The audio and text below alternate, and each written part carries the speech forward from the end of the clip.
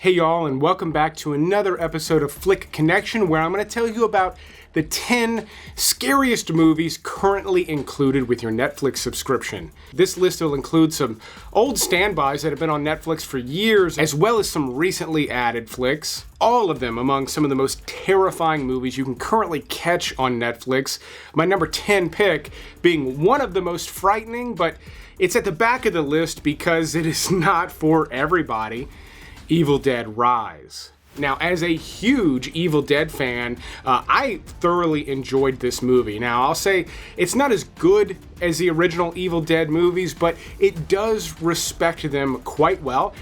This new one is actually loaded with practical effects. I think they actually pride themselves on little to no CGI at all in this movie. At least there's none that you can perceive. So all of the gore and bloody makeup is just in your face and looks as convincing as can be. But there's not much of a story with this movie. It's pretty simple, and it's really just a delivery device for this intense Evil Dead horror. I'll even say the movie has very little levity to it, very much like the original Evil Dead, but unlike Evil Dead 2 or Army of Darkness, this reboot leans much more on the dark side of the Evil Dead series. It's so oppressive and so dark. I think if you don't enjoy those elements I've mentioned, then this one could be maybe too much for a lot of you. But my next selection on this list was just added to Netflix, and when I say just added, I mean it's not on there at the time of me recording this video. It was added on the day I released this video, A Quiet Place Part 2. Where? Mom! Oh my God!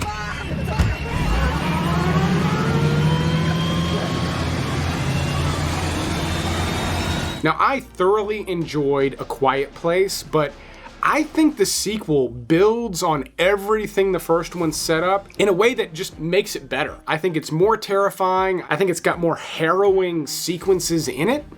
The stakes are higher. There's more people involved. And I mean, the movie opens up with the initial invasion of these Quiet Place aliens, making this movie just bigger, louder, more in your face than the original movie.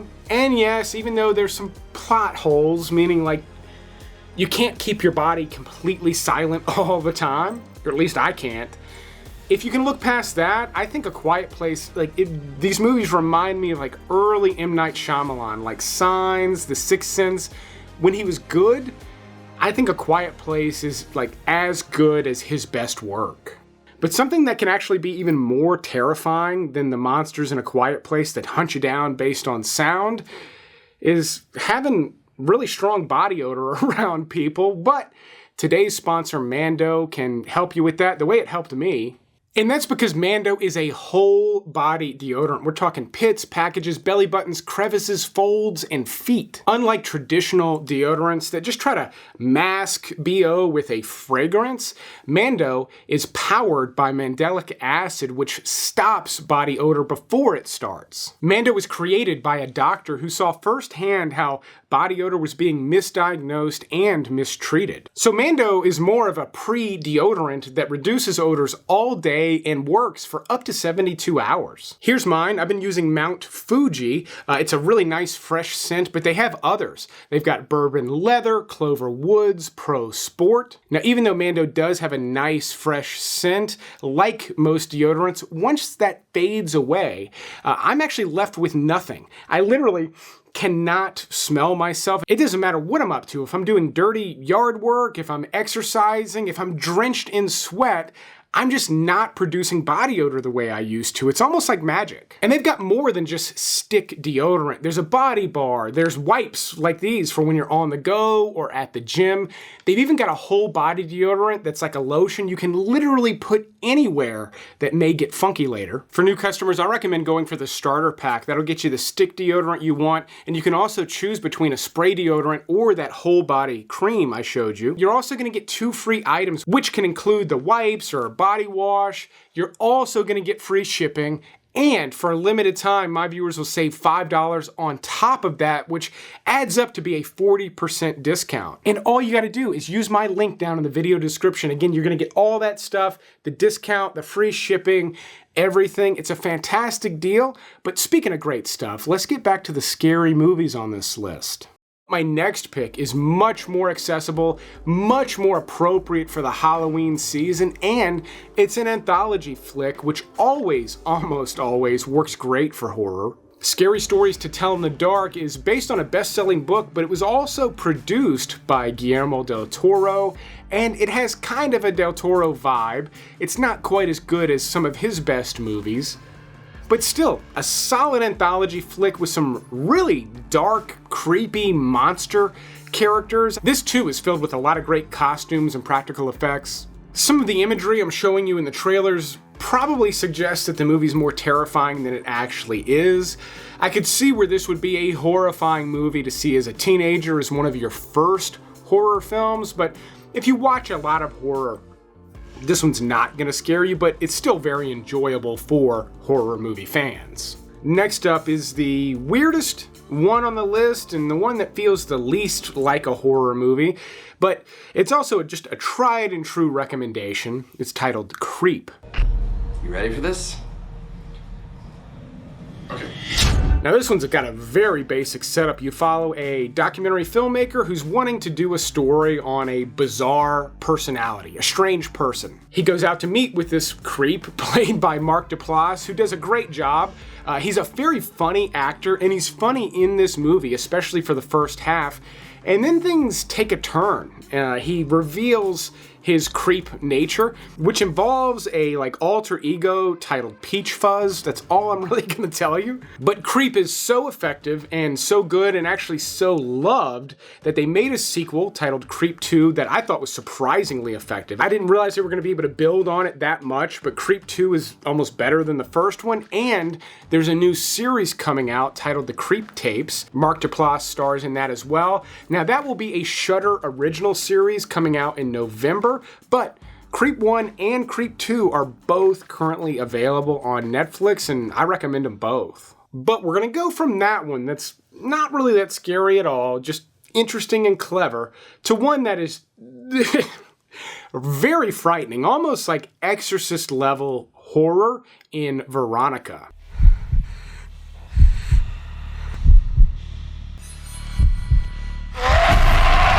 Now this is from Spain, and they do not have an English dub on Netflix, so you will have to read subtitles, but the scares are so effective in Veronica, it doesn't matter.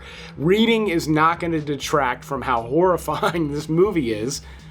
It takes place in Madrid in 1991. You follow a Catholic schoolgirl who stupidly performs a seance in the basement of her school.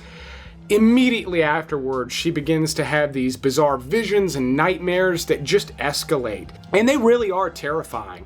This too has practical effects and makeup, jump scares, but they're real jump scares. It's not just a cat hopping out. I mean, there are a lot of exorcism horror movies out there, and a lot of them are really ineffective, especially when you compare them to The Exorcist.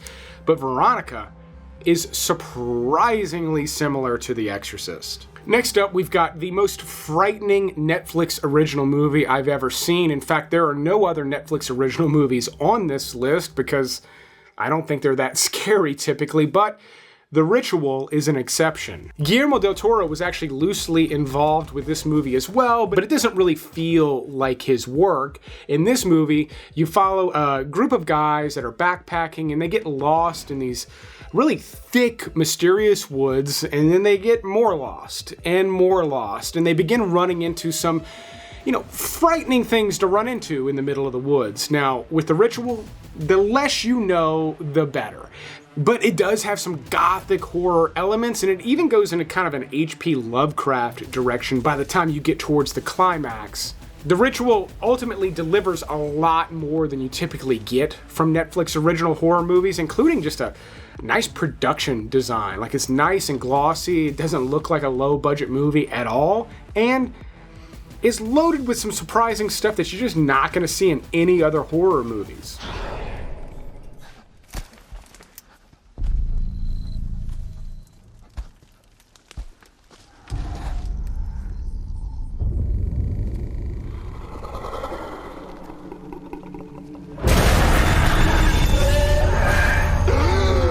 And I could say the exact same thing about my next pick because it's a found footage flick that I think a lot of people overlooked, myself included, back when it was originally released, because just at a glance, As Above, So Below looks like something you've seen a dozen times before, but I'm here to tell you that it is not. Now, up front, you're presented with a group of people with GoPros that are exploring the catacombs underneath Paris.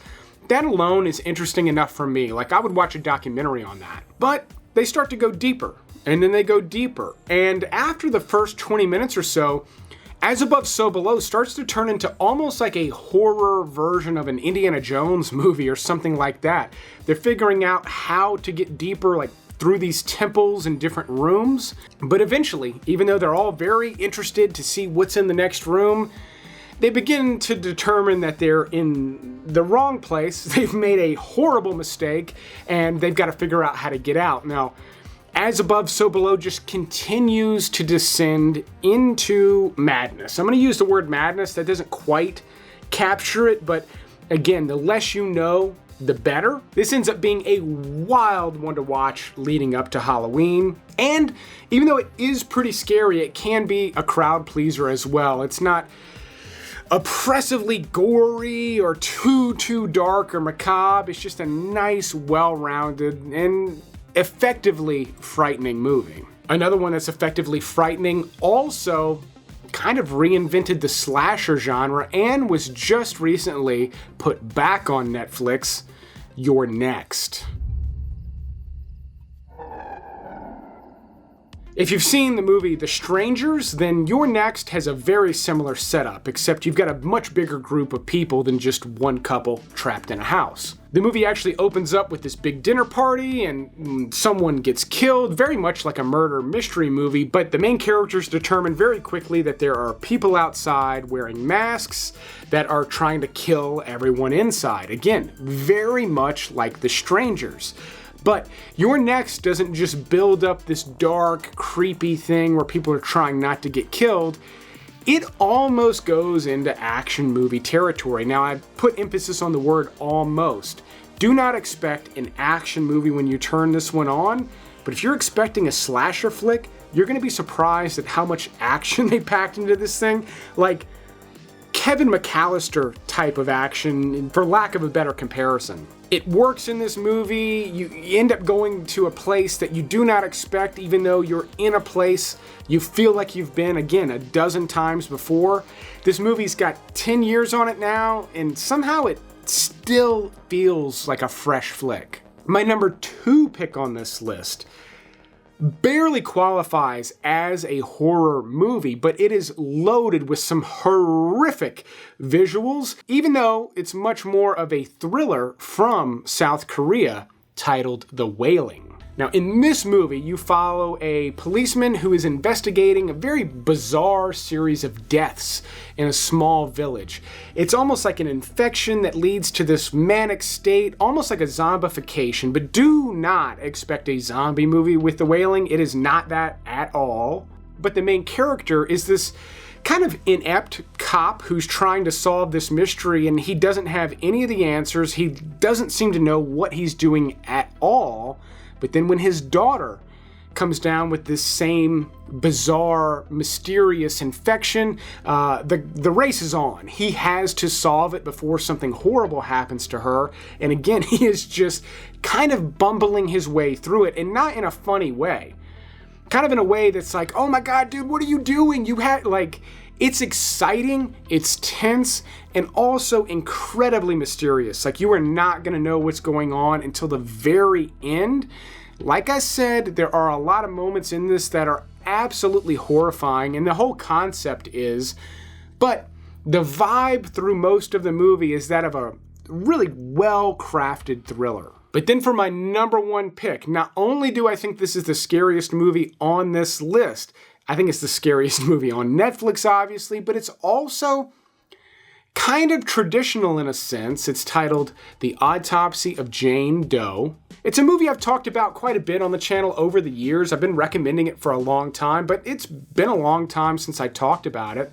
Actors Brian Cox and Emile Hirsch, I love both of them. They play a father and son who run a mortuary, and one night, a Jane Doe is brought in, an unidentified woman who was found buried in like a weird circumstances, and they begin to perform the autopsy. And the autopsy itself becomes a mystery. They begin finding all these different, very bizarre, macabre clues, and then once they've discovered enough of them, something dramatic happens, and they become trapped in this dark mortuary with something. I'm not gonna say what, but there's something in there with them. And the Autopsy of Jane Doe feels like a classic traditional horror flick with some fresh, interesting ideas, but the experience is that of just like a primo horror flick. If you came here hoping to be scared, you could watch almost anything on this list, but try picking from the top 4 or 5 for the biggest frights. But that is the list. Do not forget to go check out that Mando link down in the description to get that great discount and deal on the starter pack. But I will keep making these videos as long as y'all keep watching them. Thanks for checking out this scary Netflix list, and you will see me on the next one.